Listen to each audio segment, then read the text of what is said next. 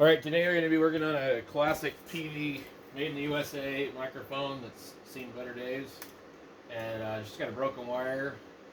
And we're going to go through here and disconnect the switch, get it out there so we can solder it. And if you look down in here, you'll see basically what they do is they take these two wires, they short them across so that there's nothing going into the input.